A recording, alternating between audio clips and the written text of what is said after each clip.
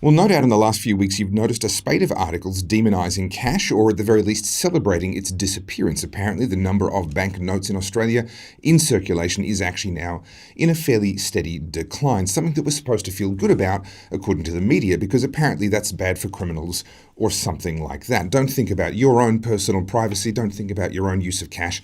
Just be glad that we, the honest people, can tap and go and trust that we'll be completely looked after, and we're going to get rid of cash for those pesky criminals. Now, that of course happens in the context of a situation like what we're seeing in the UK, where Nigel Farage, the UKIP leader and responsible in a large degree for the success of the Brexit campaign, was debanked. According to his bank, initially they said it was for financial reasons. He no longer met their elite criteria to be one of their exclusive clients.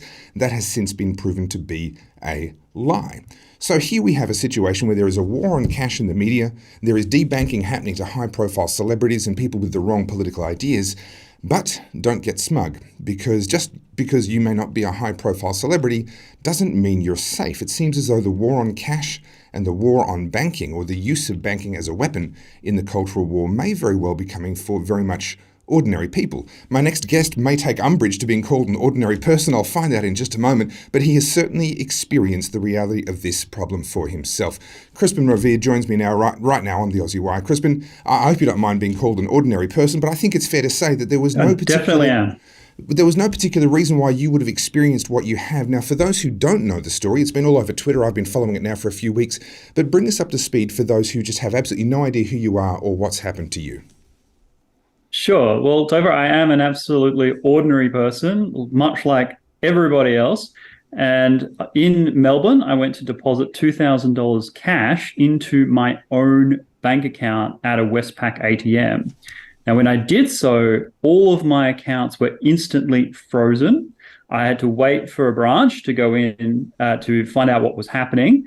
And they told me that they needed to know where the money came from. And at first, when they asked me, I was like, well, out of my pocket, of course. Like, what kind of a question is that? And then it took a while for the penny to drop, because I thought, oh, this must be for my own protection. They're trying to protect me from fraud or scam. But they were trying to interrogate me as to where I was earning my own funds. And this was not a huge sum of money. This is way below the amount necessary for AUSTRAC or any kind of money laundering issues.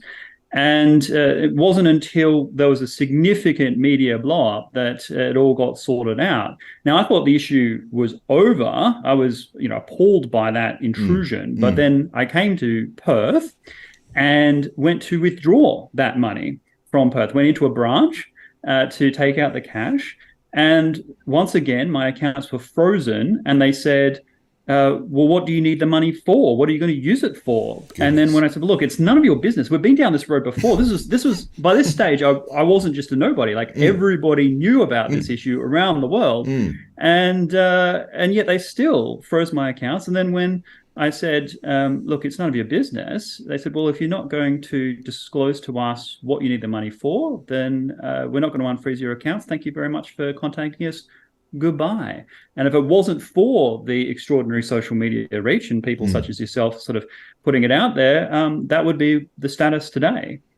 It's just extraordinary. Now, first of all, depositing money required an explanation as to where it came from. Now, I'm on board this idea of people using cash. There is a campaign going for people to use cash and to try and increase its usage in Australian society, specifically to push back against the loss of cash and the loss of privacy that comes with that. I'm not necessarily great at being in that campaign. I really like the convenience of tap and go, and literally more than half the time, I just don't have any cash on me, and so I just end up paying with a card anyway. But where I can, I do like to use cash. But here's where it gets thorny for me. When I go on a speaking engagement, I go and speak somewhere on stage or at an event or something like that, I'll have some DVDs or some T-shirts or something like that to sell to those that want to buy them, and it helps to cover the costs of flying out there and the time that I spend. So I end up with some cash. The thing for me is, in order for me to track that from a tax point of view, the easiest thing for me to do is to deposit that into the bank. So now I've got it in numbers, and when it comes to reconciling tax at the end of the quarter and at the end of the financial year, it's all there. I actually choose to put cash into the bank. But if I'm now going to be interrogated as to the source of my own money, and then penalised when I try and take it back out again to use it as cash somewhere, I mean, what kind of a rabbit hole have we gone down? Do you have any understanding, any insight as to the genuine motive for why they're doing this? So saying this is for your protection, or for what? Well, I think you hinted at the beginning of what you just said when you said, look, you tap and go because it's convenient. Well, we Mm, don't trade privacy for security much, but we do trade privacy for convenience. mm, And what's happening is now that the overwhelming majority of financial transactions are digital and banks can sell that information in a de-identified format, hopefully, mm, put it into big data algorithms, mm, they know everything about us. They know where you are, what you spend your money on, what you're doing at any particular time. They can aggregate that across the entire population mm, and use that information to make a huge sum of money.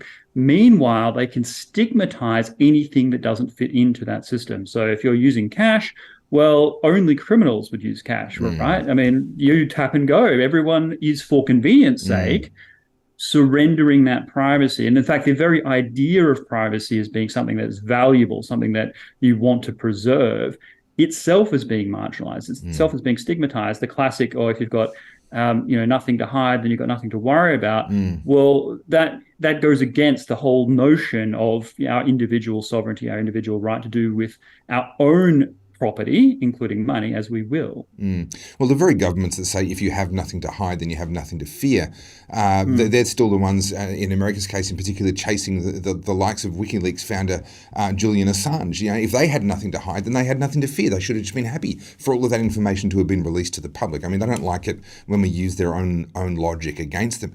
There seems to be a Mm. collision of a few different issues coming from different directions that have all converged on banking and cash at the moment. We have, on the one hand, the financial industry wants to be able to make money selling our big data. They want to make money off the transaction fees. They want to be able to have all the complete control over the financial system. Obviously, if they could do away with cash, banks would save an enormous amount of money. They spend a fortune handling cash and transferring cash, and the Reserve Bank printing it and then taking bad notes out of circulation. There's quite a lot of money involved in that that could be saved if they could just get rid of cash.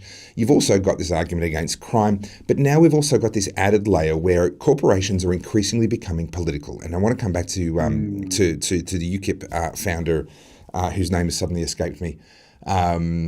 Nigel Farage. Nigel Farage, thank you. Goodness, what a mind blank. And being debanked. Now, he's not the only one. He's since had many hundreds, if not thousands of people reach out to him around the UK and other parts of the world saying, hey, this has also happened to me, and it appears to have been on the basis of my own political leanings. And this is where it gets really dangerous. The elimination of cash might be an inconvenience for those who prefer cash transactions or for certain kinds of transactions like giving a birthday present to your grandchild or these sorts of things. But when there's an added political layer to that, it really starts to become very, very dangerous. In your case, you were targeted a second time. This starts to Mm. raise some real questions about, well, maybe the first time was a mistake, maybe someone was an idiot, maybe someone got it wrong. Why have they done it twice to the same person? Do you have any idea? Well, I don't have a clear answer to that question yet. Mm, However, what you raise is absolutely concerning because with banks now having total control over your everyday life, if you get debanked, as it's mm-hmm, so called, or your accounts get frozen, then you have been completely ostracized from modern society. You mm-hmm. can't pay your bills, you can't eat, you can't travel. That is a severe punishment. In fact, a former parliamentarian reached out to me and said, look, I have been cancelled from all my bank accounts because I received a Wow. court-ordered fine, right? And he can't open in any of the big four, which is Wow. just a cruel and unusual punishment. He's paid his fine, he's paid his dues, and should rejoin mainstream society. So I think there is a potential, I'm not accusing Westpac of this, but Sure. there is a potential that it happened to me again as a sort of form of intimidation, or at least, say, look, Some sort of a how much reprisal. some sort of reprisal, or perhaps just some sort of pressure to be like, Mm, this is can make your life more difficult. mm, Because beyond this, I've put forward a petition that's before the Australian Parliament. Everyone can go sign it. mm-hmm, It's an Australian's right to banking services, and it says, look, everybody has a right to a working bank account. Everyone can conduct their financial transactions free of any interruption unless required by law, mm. and everyone can use cash. And so these things are absolutely essential, things that the banks don't want to comply with, and have every reason to try and dissuade. Well, Crispin, thank you very much for coming on the Aussie Wire and bringing us your story. If anything, your experiences, and like I say, I've been following you on Twitter now for a few weeks, at Crispin Revere, for those who would like to do the same thing.